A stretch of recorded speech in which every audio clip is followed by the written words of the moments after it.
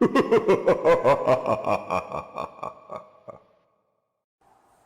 everyone, welcome to Vlogoween Day 7, a whole week of Vlogoween. We made it! 1 week down, 3 weeks to go. I hope you guys are having as much fun as I am. And today I am bringing you this DIY video on how to make your own spooky flower crown. So you guys saw this in my makeup tutorial. If you haven't seen the makeup tutorial, I will link it right now. This crown goes great with a ghost makeup look. So if you haven't checked that out, go check that out right now. And let's get right into the video. Alright, so the materials I used for this project are as follows. I got one headband from Hobby Lobby, miscellaneous flowers from Michael's, tea lights, which can be found at any Halloween store or Walmart, and then some random Halloween decorations I had lying around my house.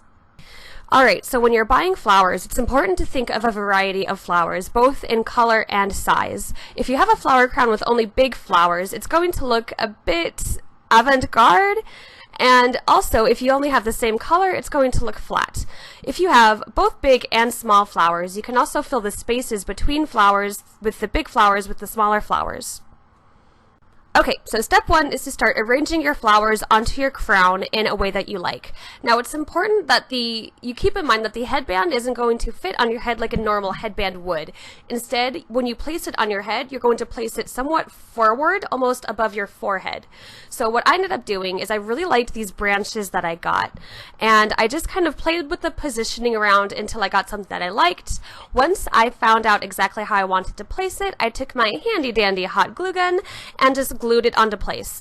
Now I wanted these branches not only because they looked really cool, but also because they sort of build a frame that I can build the entire rest of the flower crown off of. You will see me later in this video.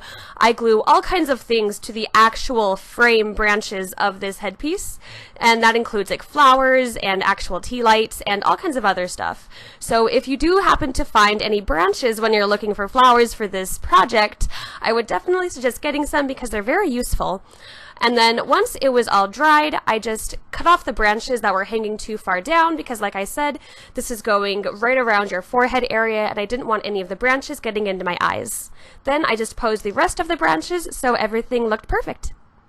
And then this is the final product I ended up with. So now we're going to actually start applying the flowers. Okay, so I took the biggest flowers that I had, which were these really pretty black roses, and I just started placing them around the frame. Then once I figured out exactly where I wanted it, I again took my hot glue gun and just glued it onto the top of the crown. Now you really want these to point outward. It's kind of tricky because if you're thinking of it like a regular headband, it doesn't really make much sense, but glue them onto the top so that the flowers will be facing outwards once you put it over your forehead. And then this is what I have left to work with. Now we're going to fill all those holes that you see with more flowers. So this is the part where the branches really come in handy. As you can see here, I'm gluing the flowers instead of onto the headband, onto the branches. This helps me create more volume with the whole piece and really just ties the whole thing together.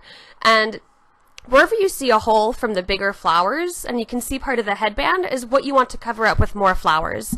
The less spaces you can see between the flowers, the better, in my opinion. Of course, this is all up to taste. You can leave holes if you'd like, or do it however you wish, but this is how I personally made mine. So yeah, just go in with whatever flowers you have and fill those holes. Now is a good time to use any different colors you have as well, and just really play around with different formations and different placements until you find something that you end up really liking. Also, please be extremely careful when working with flowers and hot glue, as the flowers are very thin and hot glue is very hot. Now I'm going to glue the skulls onto the crown. This part was actually my favorite. I think these little skulls just look so cool. I found these at Walmart, by the way, in a bag full of bigger skulls, and I actually used the bigger skulls to decorate my house with, and I found these and thought they'd be perfect to add into this crown. Anyway, what I did was I found out exactly where I wanted to place them, and then being very careful with the hot glue gun, I glued them onto some flowers. Like I said, these flowers are very thin, so you want to be very careful not to burn your fingers too much. Burning a little bit is unfortunately inevitable, but just try not to burn too much. I found the best place to put these skulls also were inside other flowers, especially the roses. They just peeked out just a little bit. Now we're going to add the tea lights. So something to keep in mind when adding these lights is that they do have a bit more weight than anything else we've worked on this flower crown so far. So when you're thinking about placing it, just make sure there's enough cushion of flowers and branches to support the weight of the actual light. Once you know where you want to put them, take the backing off the tea light because we're not going to glue the whole thing on. This makes it so that the lights are removable and you can replace the batteries if and when they die. So take your backing, find out where you want to put it on the flower, and then once you know where to put it, just add a touch of hot glue.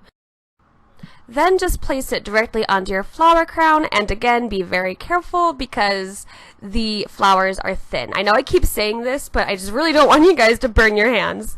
So, once you have it glued and dried and it's not hot anymore, you're free to apply the tea light back onto the backing. So it is a bit tricky, the placing of it. I actually had mine upside down, so just keep messing with it until you'll eventually snap it back into place. Then I added 2 more tea lights. I didn't want the crown to be too overpowered by the lights. I just wanted a few splashes of light and color to bring something new to the crown. So the rest of this tutorial is me just filling in my flower crown with more flowers, filling up those holes, and making it look more full. This part is pretty intuitive, so my suggestion is to work with what you have and just keep arranging and placing flowers how you think looks right. You can follow my steps instruction by instruction, step by step, to try to imitate this crown exactly, or you can use these rules as more of a loose guideline and create something totally new and totally you. So I hope you guys enjoyed this video. Please let me know if you did. Please also show me your flower crowns if you make any. I would love to see them. And thank you for watching.